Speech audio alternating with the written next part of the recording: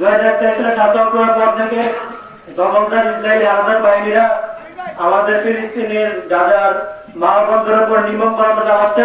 তারা সেখানে আমাদের সব ভাই বোন সবাইকে মেরে ফেলছে। তারা গাজা রাফার কোনো জায়গা বসে রাখে নাই, এমনকি তারা হাসপাতালে বোমা উড়িয়ে দিচ্ছে। তারা হাজার হাজার শিশুকে হত্যা করেছে। এইগুলো শিশুরা হচ্ছে ফিলিস্তিনের বহির প্রজন্ম। তারা ফিলিস্তিনের বহির প্রজন্ম শেষ করে দিচ্ছে। অথচ আমাদের মুসলিম বিশ্বের শক্তিশালী দেশগুলো তারা তাকে তাকে দেখছি, তারা সবাই এমনিতে দাঁড়াল, তারা কিছুই করছে না। অথচ আমরা একটু ছিলাম বীরের জাতি। আমরা আজকে সবাই সপ্তাহে আমরা মার যাচ্ছি, আমরা ফিলিস্তিনে মার যাচ্ছি, আমরা ইন্ডিয়া মার যাচ্ছি, আমরা চীনে মার যাচ্ছি, আমরা মায়ানমারে মার যাচ্ছি, আমরা ইয়েমেনে মার যাচ্ছি, আমরা ইরাক সিরিয়ায় মার যাচ্ছি। কিন্তু আমরা কেমন ছিলাম না, আমরা কেন আজকে পরিণতি? আমরা ছিলাম বীরের জাতি।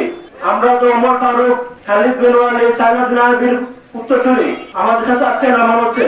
আমাদেরকে আমেরিকা, ইসরায়েল, এই ব্রিটিশরা আমাদের প্রভাকাণ্ডায় মেতে রেখেছে। তারা আমাদের বিয়ে রাতের ঈদের জানতে দেয় না। তারা আমাদেরকে মিথ্যে এসে জানাইছে। তারা আমাদের খেলাধুলা, নাচ গান, সিনেমা লোকে ব্যস্ত রেখে তারা তাদের এজেন্ডা বাস্তবায়ন করে। তাই আমি বলবো, আপনি একটু পড়াশোনা করেন, আপনার ইসলাম সম্বন্ধে জানেন, আপনারা আমাদের বীরদের ইতিহাস সম্বন্ধে জানেন, তাহলে আমাদের কাউকে প্রভাকাণ্ডায় বন্ধ রাখতে পারবে না। আল্লামা সাইদ একটা কথা বলেছিল যে বিড়ালের মতো বাঁচতে বছর বেশি কোনো লাভ নাই, সিংহের মতো এক ঘন্টা বাঁচতে চাই। নির্যাতিত নিপীড়িত ফিলিস্তিনের পক্ষে আমরা বিশ্ব মুসলিম এক হয়েছি। সারা বিশ্বের সাথে তাল মিলিয়ে আজকে আমরা ফিলিস্তিনের নির্যাতনের কথা বিশ্ব তুলে ধরতে চাই।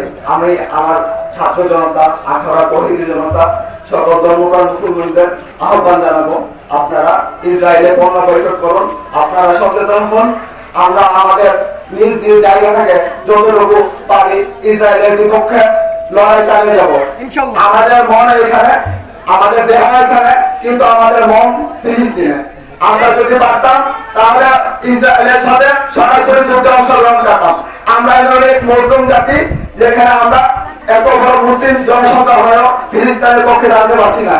আমি আমার মুসলিম ভাইদেরকে অনুরোধ করবো, নিজ নিজ জায়গা থেকে ইসরায়েলের পণ্য বয়কট করে ইসরায়েলের বিপক্ষে দাঁড়ানোর জন্য। ফিলিস্তিনের মুসলিমদের উপর আমরা অনেকদিন ধরে দেখতেছি যে অত্যাচারিত হইতেছে। ওরা আমাদের মুসলিম ভাইয়েরা, মুসলিম বোনেরা এবং ছোট ছোট শিশুরা, তারা তো নিরপরাধ, তাদেরকে কেন হত্যা করা হবে? আর আমি বলতে চাই যে আমাদের যখন জিহাদের প্রেক্ষাপট তৈরি হবে, তখন বাংলাদেশ থেকে অনেক মানুষ যুদ্ধে অবশ্যই যাবে।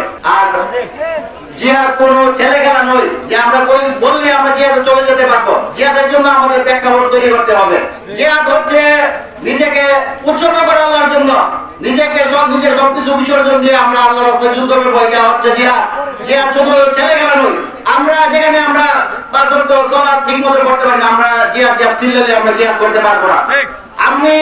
আমরা এই প্রজন্ম যদি আমরা তৈরি করতে না পারি, আমরা আল্লাহর কাছে দোয়া করব আমাদের নেক্সট যে প্রজন্ম, সেই প্রজন্ম যাতে জিহাদের জন্য নিজেদেরকে উৎসর্গ করতে পারে, আল্লাহর রাস্তায় যেন নিজেদেরকে উৎসর্গ করতে পারে, সেটাও আমাদেরকে জানতে হবে। এবং আমরা সেই হিসাবে আমরা নিজেদেরকে তৈরি করি, আমরা 5 ওয়াক্ত সালাত আদায় করি।